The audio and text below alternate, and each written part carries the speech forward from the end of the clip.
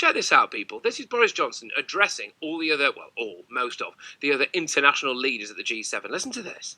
I think there is the potential to generate many, many millions of high-wage, high-skill jobs, and I think that is what the people of our countries now want us to focus on. They want us to be sure that we're beating the pandemic together and discussing how we'll never have a repeat of what we've seen, but also that we're building back better together. And check this out, people. And building back greener. Here we go. And building back fairer. Yeah. What else? And building back more equal. Yeah. And how shall I? More in a more gender neutral. There it is. Perhaps a more feminine way. Oh! How about that? How about that? Here's some stuff I don't mean. It's the double whammy. Not only does he literally not mean it, and you can tell that he doesn't mean it because just listen to the geezer, right? But also, his own voters hate it. Here's one of his voters, or potentially anyway, I don't know actually. How dare I assume this guy's voting history? Ben Harris-Quinney, chairman of the Bow Group, is on the line. How are you, Ben? I'm all right. Good morning, Patrick. Good morning. Good to have you on board. What do you make of that?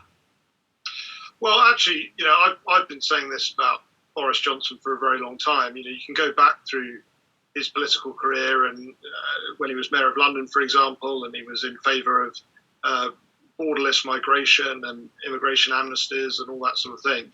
I think the real question with Boris Johnson is, does he believe in something or does he believe in nothing? And one Conservative MP put it to me that that was actually the best thing about Boris Johnson, that he doesn't believe in anything, but that makes him very biddable. Unfortunately, I think we've got a few people around him that believe in things on his behalf. And they sometimes come out of his mouth with these sorts of statements. But yeah, I think it came across as not only disingenuous and not only, of course, dead against what I think almost everyone that voted for Boris Johnson would agree with or believe in. Yeah, 100%. 100%. It's ludicrous. Do you think that he's wise, in a way, it's wise for him to say this stuff? Look at where he is. He's around a table full of essentially, global dignitaries, and apparently now people just want to hear this stuff on the world stage, don't they? Or do you actually think he's being kind of nobbled from the side by someone, dare I say it, like Carrie? Well, first off, it doesn't make any sense, does it? Because if you want to build back gender neutral, you can't also build back feminine. Yeah. Yeah. But I think what people want in politics is people that say what they mean. They want a sense of the genuine.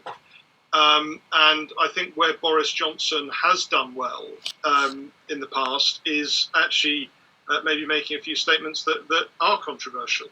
But there has always been that question mark over him. And I think that speech particularly, as you say, it came across as being something that he hadn't really thought about or that just been put in front of him. And I think that looks very bad, especially when you're in front of other international leaders. If you're seen as kowtowing or, trying to say something to fit in, I think it's weak on the world stage and it just looks bizarre to the voter base, and that's the way it came across. Well, by the way, we're having loads of tweets in Outdoor Radio. We're going to go to the phone shortly, 03444991000, about my big question of the day, which is basically, should I get the vaccine? But Ben, I just want to say to you, I saw him with Joe Biden. Obviously, I'm sure we all did, and I thought he looked quite weak. Sat next to Joe Biden, I thought there was essentially a time when he said something along the lines of like, well, we agree on this, and indeed all things. Well, you obviously don't agree on all things. You're not Joe Biden. Joe Biden doesn't know what he thinks about most stuff in these days, does he? So how on earth could you agree with a man who, has to be reminded to put his pants on, for goodness sake? So, there's that, isn't there? And then I thought he does this statement now, gender-neutral stuff like that. Why is he trying to kowtow to this lot? We're Britain, we're independent Britain, we're a sovereign nation, we're a proud nation. Why is Boris Johnson, if Brexit is so good and he's, building a great vision for Brexit Britain, why does he have to go and kowtow to this lot?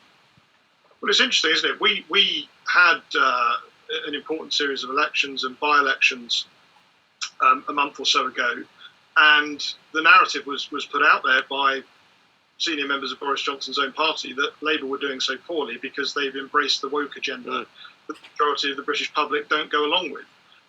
So it's even more confusing that Boris would take the lessons from that and think, oh, maybe the public want more of the sort of thing that Labour are offering. I don't think that's true. I think the vast majority of the public are against this sort of stuff. particularly when it's not genuine. I think, you can stretch that beyond that statement to other things he said with Joe Biden, particularly in the context of some of the things that Joe Biden has said about the United Kingdom in the last few weeks.